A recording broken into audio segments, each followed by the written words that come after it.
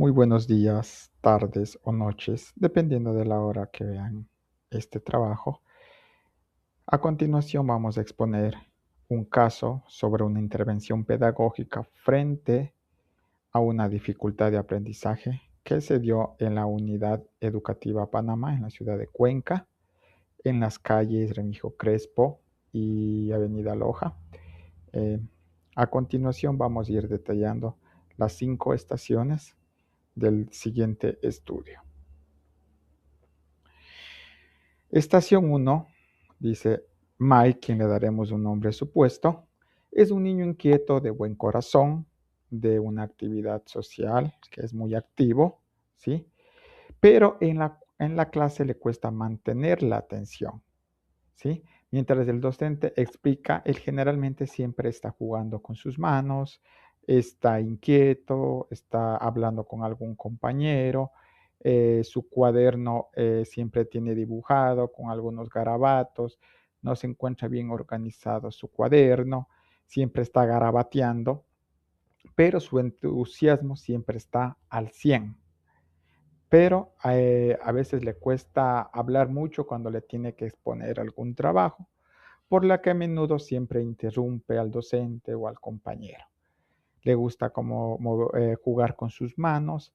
En el recreo siempre es muy activo, muy participativo, muy amiguero, digámoslo así, pero no le gusta seguir las reglas. Y eso genera pequeños conflictos con sus compañeros. En la estación 2 veremos un poco las características de Mike para determinar su estado. Tenemos que sus cuadernos no están organizados, ¿sí? Está en constante movimiento, le gusta estar parándose, sentándose, viendo qué escribe el compañero, desconcentración, no solamente en él cuando se da una clase, sino desconcentra también a los compañeros, es muy olvidadizo, hace perder los borradores, los lápices, no se acuerda dónde los deja. Además, en las actividades de clase generalmente acaba primero, entonces generalmente a veces está bien un 80%, pero un 30% lo hace equivocadamente y finalmente tiene un rendimiento académico irregular. En la estación 2 veremos los factores que pueden afectar en el caso analizado que hemos detectado nosotros. Hay factores preinstrumentales que hemos determinado como lenguaje, tenemos como el esquema corporal, los hábitos, ¿sí?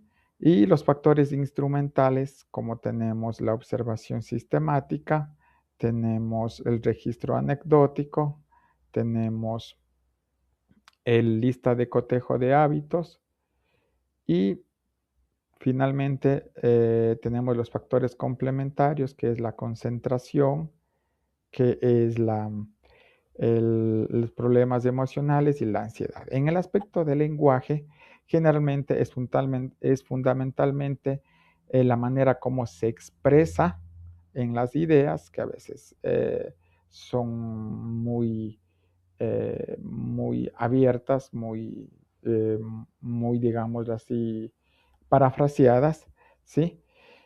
Siempre está participando en las diferentes actividades, pero le cuesta comprender mucho en el momento de asuntos complejos o en el asuntos matemáticos, ¿sí? Generalmente se aburre, tiene mucha dificultad para organizarse verbalmente sus ideas, eh, generalmente interrumpe o habla impulsivamente. Entonces, en esos aspectos, por lo cual se ha determinado un instrumento que es la observación sistemática, ¿sí? En donde nos permitirá conocer en sí de manera más enfocada o más directa, y los factores complementarios que lleva en este proceso sería la concentración, que la concentración en muchas de las veces un poquito digámoslo así, falla porque se concentra más a veces de lo que está haciendo el compañero, de que si alguien está cruzando por la calle, por el patio, entonces hace que se distraiga, ¿ya? El esquema corporal nos hace referencia al conocimiento y control en el propio cuerpo, en el espacio, ¿sí? Generalmente tiene una inquietud a estarse moviendo, de estar jugando con sus dedos, quizás con sus pies cruzándose, de estar moviendo pies y manos, ¿sí? Generalmente un poco se ha visto problemas en la motricidad fina, ¿sí? Eso ante todo, para lo cual se creó un registro anecdótico en donde se va recopilando estas actividades. Ahí se va determinando afectos complementarios como es los problemas emocionales, que quizás tengan problemas en sus casas, sus padres sean separados o existan muchas peleas. Finalmente, los hábitos y rutinas, ¿sí? Los hábitos y rutinas en donde se busca o se fija o se construye a través de la organización, responsabilidad y la autonomía de aprendizaje. Su instrumento se determinó la lista de cotejo de hábitos y de conductas, ¿sí? En donde se determinó si existe un desorden tanto en los materiales escolares que MAI tiene, su dificultad para seguir los horarios o las secuencias de actividades, generalmente problemas para terminar las tareas o cumplir las responsabilidades, y finalmente factores complementarios que han causado esto que se ha visto es la ansiedad y el estrés. En la estación 3 determinamos el protocolo que se debe seguir.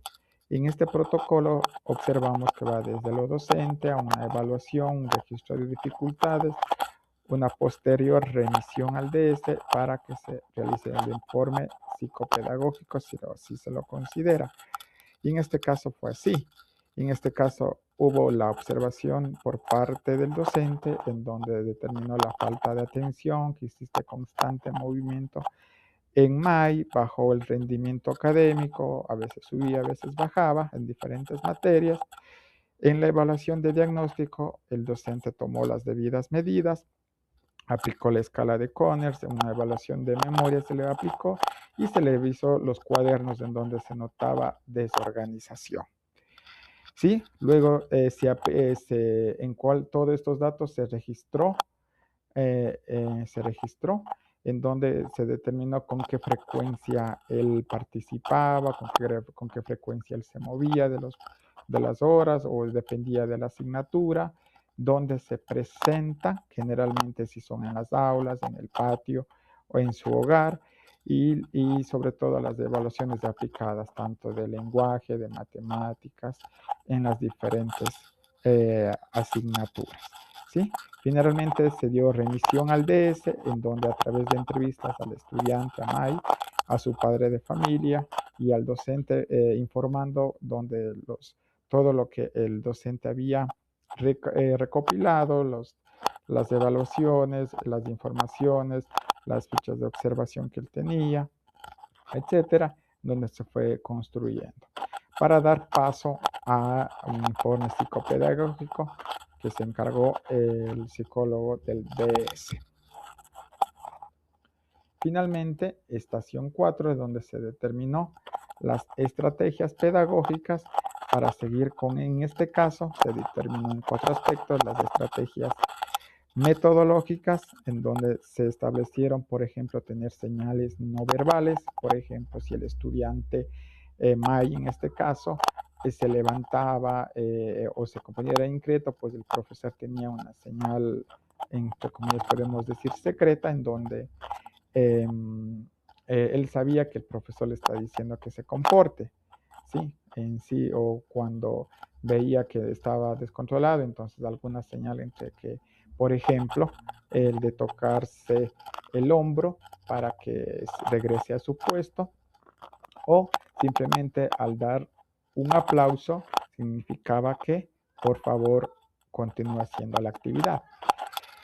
Técnica del semáforo, en donde que a través de colores se identificaba su estado emocional, ¿sí? Tarea extra, cuando terminaba pronto sus tareas, pues había una tarea extra para él. Lectura de los instrumentos en voz alta, ¿sí? Ayudaba mucho cuando había los exámenes y permitía una mayor comprensión a Mai. Y en cuanto a las adaptaciones curriculares, se dio en el aspecto de la lectura en la prueba para que él pueda entender mejor, dividir en tiempo de conceptos, una breve actividad motivadora y continuar a la práctica, formatos de preguntas que sean preguntas de todo tipo, abiertas, sencillas, con opción múltiple, material de apoyo, ¿sí? Por ejemplo, visual, dibujos, etcétera, ¿sí? Y finalmente, en lo que es la planificación del DUA, es una información multimodal en donde el estudiante pueda tener la capacidad de seleccionar si la información es mejor por imagen, por video, por escritura, por dibujos, ¿sí? Un glosarios visuales. El glosario visuales significa sobre diferentes maneras de poder mostrar la información a través de videos, más o menos que le den mejor a entender el conocimiento. Alternativas de escritura, que sea, digámoslo así, como sean dibujos, sean dibujos, pinturas, así más o menos. Precisamente rúbricas simples. Las rúbricas simples son que se han calificado no por puntaje, sino por estados, por emoji, carita feliz, carita pensativa, carita triste. Participación de la familia. Esto es muy importante. Se brindó a la familia una capacitación, una recomendación en donde que hagan la rutina de la mochila, que el estudiante llegue y que sea como un momento familiar con el padre o la madre, y puedan los dos sacar los cuadernos y puedan ver qué trabajos hay que hacer, cómo le ha ido en la escuela, además de ser motivacional para el estudiante. Tener la casa organizada, que él sepa los horarios de hacer los deberes, horarios de que él pueda jugar, y esto es así. Y tener siempre una comunicación positiva hacia él, siempre estarle dando ánimos de que él puede, de que él no es diferente, al contrario, tiene más habilidades en ese aspecto. Finalmente, en la quinta estación, respondemos a la pregunta, ¿dónde está el problema? Si está en el estudiante o la estrategia. ¿Sí? Y en este caso tocaremos 3 ejes antes de responder. El eje de educación inclusiva, en donde el problema no es el diagnóstico, sino es eliminar las barreras. ¿Sí? En la pedagogía de la diferencia, el error pedagógico es enseñar como si todos los estudiantes fueran iguales, ¿sí? Y finalmente los ritmos de aprendizaje, las formas de presentar la información. No podemos siempre establecer que los ritmos sean para todos iguales. Sí, en este caso Mai se le tenía que abrir un abanico de metodologías para que mantenga el nivel que tienen los otros estudiantes, para que así no haya ningún problema. Y en este caso respondamos a la pregunta, que no está en el estudiante, sino está en la estrategia que el docente debe aplicar, que el docente debe buscar, que debe investigar y buscar metodologías o un abanico de metodologías, y una vez que se haya identificado cuál es la mejor metodología para el estudiante, en este caso para Mai, fue la metodología de los dibujos, metodología de imágenes, de videos, en donde él se sintió más cómodo, y con el apoyo, ¿sí? Con el apoyo de poder ayudarlo en los exámenes diciendo la pregunta en voz alta, identificando las señales cuando él está haciendo mal, para que él no se sienta que solo a él lo señalan por inquieto. Esto ha mejorado muchísimo este caso. Esto ha sido todo. Mi nombre fue Byron Valareso y fue un gusto poder presentar este tema tan interesante. Muchas gracias.